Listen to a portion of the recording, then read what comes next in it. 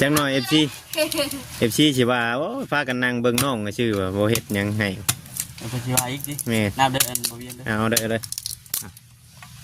ท่านพอดีอ้อยไผ่เนาะแม่ทานกระเบิดดังอ้าวว่าเฮ็ดทานอยู่คือบ่ได้แท้ขายเบิดดิเฮ็ดทานขายเนาะบ่เฮ็ดทานดังเนาะน้องตุกเนาะขายที่เขาที่น้ำบ่ไล่ก็ไปน้ำกันผมมีเงินซื้อเลยช่วงก่อนนั่นกับผัวบ่ได้ไปตัดน้อยตัดหยังบ่ได้ไปปลูกอ้อยปลูกหยังบ่มีเงินบ่มีงานเขาทานก็ได้แต่มือละแสนหา200,000กับชื่อข้าวกินพอได้แต่พุกใส่ข้าวหันเนาะข้าวพอยัง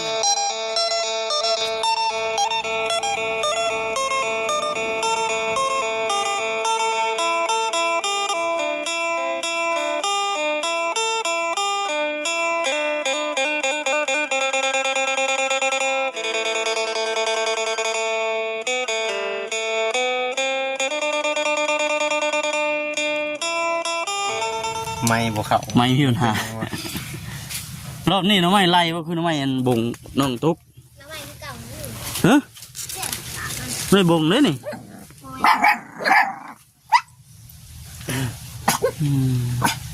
มาขมือยังเข่าแล้วขมือเนาะคิดคือบ่จืดแท้นี่สิเห่าบ่าเห็ดนี่เห่าข่อยบ่บ่จื้อข่อยบ่เฮ้ยจังฮะมันเห่าบ่คำผูกบ่ได้เห่าข่อยมาเด้นี่ก็ได้กินเขามันแล้วค่ะเด้อเห็นอะไรบ้างนี่กับไพ่บ่คำกับบ่ได้ถือมาบ่ได้ถือมาจ้ะเอาแล้ววันลุกขึ้นไปมันเป็นอะไรเปียกว่าเบิ่งบ่าวเบิ่งไผ่ปิ้งไก่แต่เช้าพี่น้องเนาะบ่ได้ใส่ถุงครับเบิ่งมีน้ำมันอยู่บ่มีอยู่เมนูหลักก็คือแกงหน่อไม้ตอนเที่ยงผัวเจ้าก็มาพี่บ่คำบ่เพิ่นมาแต่มือคำเพิ่นไปแบบนี้ไกลบ่มองเพิ่นไปนี่พี่ดงมักหูบ่ดงพุ่นแน่เนาะแม่นบ่ไกลเติมแน่ไกลเติมเจ้าเคยไปนำอยู่บ่เพิ่นบ่ให้ไปนำบ่ได้แต่ละเทื่อนะแต่ก่อนนะเพิ่นบ่ให้ไปนำโอ้ยังบ่เคยไปจักเทื่อยังว่าแต่ก่อนยังบ่เคยไปเทื่อซะเนาะแบบนี้เล่าให้มึงหายไปแล้วเมียท้องเมียอย่างเนาะยันเตะอันต่ออ้อยล่มว่าฉันเมื่อคืนนี่เป็นอะไรได้นอนอยู่บ่หรือว่าได้ติงยันอีกเจ็บอีกวันนี้กูเถอะบ่คนหน่อยใหญ่เลยเด้แม่สาวบุญกะสิมาเสร็จมาบอกฮะสาวบุญกะสิมาบอกติดเสร็จมาบอก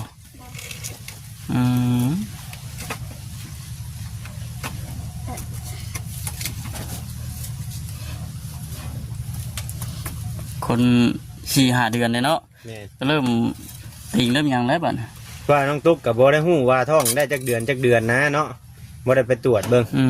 เสียวมือที่พาใหม่คนนี้ล่ะแต่บอกคำพาอายุบอกคำเบิ่งก่อยสิก็เบิ่งเล่าเฮ็ดโดดบ่แม่นย่านมันมาเบิ่งให้บอกคำพาก็เบิ่งโดดมันย่านเฉียวใส่มือเจ้านะเด้อจังหน่อย FC สิว่าโอ้พากันนั่งเบิ่งน้องก็ชื่อว่าบ่เฮ็ดหยังให้เอาไปสิว่าอีกดิแม่น้ำเด้ออันบ่เวียนเด้อเอาได้เลยท่านพอดีอ้อยไผ่เนาะแม่ทานกระเบิดดังอ้าวว่าเฮ็ดทานอยู่คือบ่ได้แท้ขายเบิดดิเฮ็ดทานขายเนาะบ่เฮ็ดทานดังเนาะน้องตุกเนาะขายที่เขาที่น้ำบ่ไล่ก็ไปน้ำกันบ่กับผัวเจ้าบอกง่ายว่าช่วงนี้อาชีพอ้อยชุบเพิ่นเลยนะเนาะอาชีพอ้อยชุบเพิ่นโดยตรงเลยนะช่วง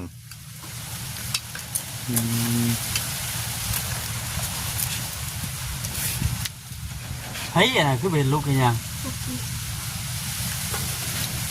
เชียงแบบปั่นได้ปั่นเข่าเป็นปั่นเข่าได้บ่ปั่นเข่าหน้าหมุงมีบ่หน้าไผ่หมุงหน้าเขาน้องอ้อมนี่บ่ย่างก็แม่ไปไก่กันไผ่เห็ดฉาหน้าเขาน้องอ้อมมีคนเห็ดบ่เอื้อยของแม่น้องอ้อมกระต้งที่หูบ่ชุมเพิ่นไปอันไทยเดี๋ยวบ่ได้มาได้บ่ เพื่อนได้จะไปอยู่เพื่อนเพิ่น อ้ายเพิ่น อืม โอ้ บ่ได้ไปได้เหิงเด้อเนาะบ่ได้ แม่นบ่ได้ แต่กี่พุ่น ก็แต่เพิ่นขึ้นเพื่อนว่าง่ายๆถ้าบ่เวียงมาล่าสุดเพิ่นขึ้นเพื่อนแล้วก็บ่ได้มาเลย ได้แน่นึงพี่น้องเนาะมื้อนี้น้องไส้เพิ่นบ่อยู่พุ่น น้องตุ๊กได้กินแนวบำรุงมันหยังอยู่บ่ บ่ นมบ่ได้กินบ่ บ่มีซื้อ ผมมีเงินซื้อเลย ช่วงก่อนนั่นกับผัวบ่ได้ไปตัดน้อยตัดหยังบ่ได้ไปปลูกอ้อยปลูกหยังบ่มีเงินบ่มีงาน อื อื ม ม เขาทานก็ได้แต่มื้อละแสนหา2แสนก็ ชื่อข้าวกิน ซื้อเขา พอได้แต่พุกใส่ข้าวหันเนาะ อืม เอ้า ข้าวพอยังเงินพอได้มาจักเทื่อมัน เบิดเลย เบิดแล้วบ่เบิดมื้อนี้บ่หานางจนบ่ทวงบ่ทันพี่น้องเนาะ เนาะสร้างเป็น นี่แหละสาเหตุที่ว่าเราบ่ได้ไปบ่ได้เก็บเงินไปหาหมอก็ได้ อืม เพราะว่า เขาแล้วก็ ได้เงินมาก็แม่นได้ซื้อข้าวอะนะ ตะกี้ป้าบอจิตยังไม่ได้เอาเกลือไปงัวมาใหายกับประเด็ดมาใหายก็ซื้อ อื อื ม ม 20,000ได้ประเด็ด1,000ที่บ้านเรา บ่ ไปได้ขวดหนึงชาวพัน เป็นนัว20,000เกลือนะเกลือตอนนี้อิดนะทงละ5,000บาทนี่นะทงละ6ทงละ7,000ล่ะ อืม ยังกับแพง แพงเนาะได้เงินมาแต่ละเทื่อจากการเฮ็ดมีการงานก็แม่นคุบใส่ข้าวอย่างเดียว อืม ชื่อเทื่อละ5โลสูงสุดนี่แม่น10โลบ่น้องตุ๊ก นี่ ก็เลยบ่ได้เก็บบ่ได้ออมไว้ไปหาหมอนะพี่น้องเนาะ 10 โลค่ะ เรื่องอยากไปหาหมอนี่ก็อยากไปอยู่บ่อยากไปอยู่ติบ่คำคิดว่าใบสมนูนี่มันบ่เกี่ยวอยู่แล้วเนาะแค่ว่าเฮามีเงินไปได้เนาะบ่เวียงเนาะ แม่นๆสองมีเงินนี่ไปได้คุมื้อ ถ้าเจ้าคิดว่าสูงสุดนี่เท่าไหร่น้องตุ๊ก ประมาณล้านหนึงที่บ้าน ประมาณล้านหนึง ล้านหาขึ้นไปเพิ่นได้ บ่ บ่ง่ายๆว่า อยู่ทางนี้ถ้าเป็นทางเฮานี่คำว่าเฮาพาไปมันหยังนี่ก็อาจจะบ่ฮอดเนาะ อ่า เฮาพาไป เขา มันบ่เกี่ยว เมืองเด้ ห้องหมอเมือง อยู่เมืองเจ้าว่าพื้นว่าสมมุติว่า อ๋อ ชุมข่อยพาไปนี่ พาไป อยู่ทางซิโนก็ไปได้ไปอยู่ชัยก็ไปได้นะเขาเป็นอยู่ว่าไงายๆมันบ่ได้เลือกว่าเมืองนั้นเมืองนี้เนาะบ่ครับเนาะ อยู่บ้านนี่นะ ว่าง่ายๆหนึ่งมากอะคำสิไปทางไกลแน่กะชุมเจ้าก็ยาก เพิ่นนี่ใบฮานูคั่วหักแหน่ ใบสมนูครัว แม่มีครบเอิดหักแหน่เพิ่นบ่หับเพิ่นว่า เนาะจังหวะแท่บัด น้องก็บ่รู้น้องก็งงอยู่ตอนอีกเป็นหยังคือบ่หับ ชุมเจ้าเคยไปแล้วบ่ คนแถวบ้านนี่เพิ่นไปว่าบ่ อย่าพาไปเชื่อคนง่ายเด้ แม่นนะ น้อยๆคือลูกคือน้องนี่เพิ่นน่ะบ่หับเพิ่นว่า เด็กน้อยบ่อืม เพิ่นส่งมีแต่ส่งไปเซนูเลย ย่านอนามัยหั่นนะบ่น้อยน่ะเพิ่นบ่อยากรับเพิ่นได้ส่งเขาบ่ใหญ่แต่เขามาอยู่แถวซิโนแถวเฮาพุ่นนั่นเพิ่นรับเบิดเนาะบ่ครับเนาะ บิด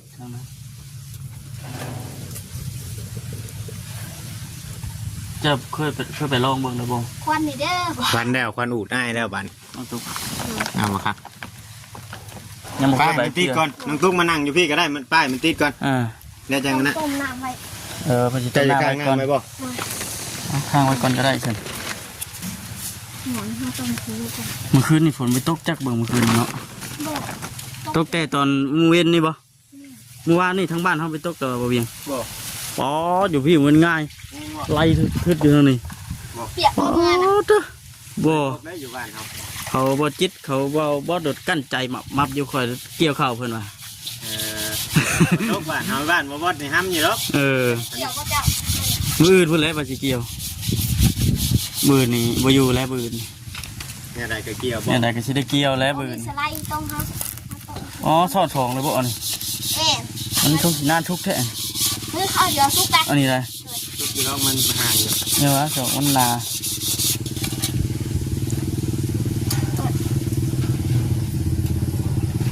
ชีวิตน้องตุ๊กพี่น้องเนาะเป็นตัวกิน เนี่ย ก็ต้องไปนอนนะพี่น้องกลางมุ่งอยู่บ่ล่ะกลางคืนกัน กาง กลางอยู่เนาะ ห้องไรเลยเมื่อคืน บ่ อันดับกินเน่กินเน่เนี่ยอันดับ อย่ากินบ่ เลยเสียงห้องเนี่ยน่าอยู่ ตัว ไอ้สิบกว่าเนาะ แล้วตรงน้ำได้บ่ทางนี้ผู้เมื่อวานนี่น่ะน้ำฝนเมื่อวานนี่บ่นี่ จะสิเต็มทางได้เพราะว่ามาบ้านนี่นะเคาะทางเลยวาง แสดงว่าฝนแห้งเด้อ แห้งเด้อเอ้าน้ำเท่านี้ไหลทึดๆไปได้บ่เวียงเลยทางนั้นอย่างนี้เนาะตุก2-3 บทฝนมาตกแห้งครับ ก็น้ำถ่วงทางเลยเมื่อวาน ต้มหน่อไม้พี่น้องเลยนี่บ่หน่อไม้นะหน่อไม้ยังล่ะ ไม่ใช่ หน่อไม้ไฟแมงไฟ ไม่ถึงหม้อหรอกนอกจากโบกกัน เบิ่งท้องเราหนึ่งใหญ่เด็กอยู่เนาะเรียกว่าหา6 เดือน 6 เดือนจ้ะชาเราคึดดีสิอยู่ในประมาณ5 เดือนแล้ว4 เดือน5 เดือนนี้นอนตุกเนาะ ประมาณ6 เดือนนี่แหละมันพอ เออ เราก็เป็นคนน้อยอีก รุ่นเบิ่งพูดแล้วบัดตอนลูกออกพูดแล้วมันสี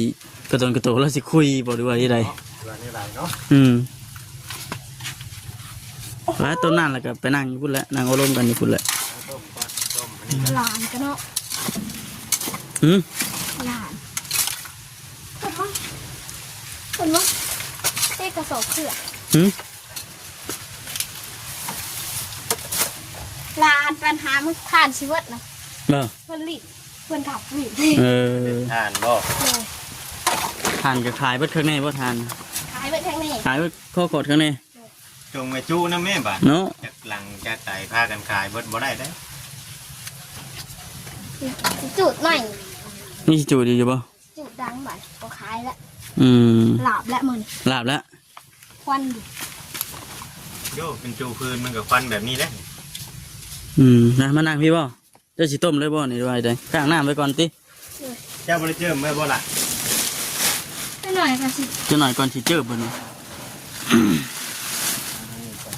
เก็บเขือกมา โอ้ยเพิ่น ฮะว้าโอ้ เพิ่นน่ะ บ่เวียง โอ้ยข้าวเพิ่นยังเดือเท่านี้สิกินนะมื้อแดงก็บ่มีมาแล้ว มันถ้วยน้อยเดียว ใช่น้องสุกใช้เครื่องชุมเจ้าไว้ใช้ซะเครื่องเสื้อผ้านะเพิ่นน้ำกระสอบนะอืม เครื่องเสื้อผ้าหน้าแพรกองเอาเหยาะอยู่นี่เตาอบนะเนาะว่าอะไรกัน สิห่านอยู่นี่เอาไว้ส่งเสื้อผ้า เบิ่งมาคันตั้งกล่องไปดิ อ่ะโอ้น้ำข้างมันเพตังนี่เนาะโจกลงมือกิน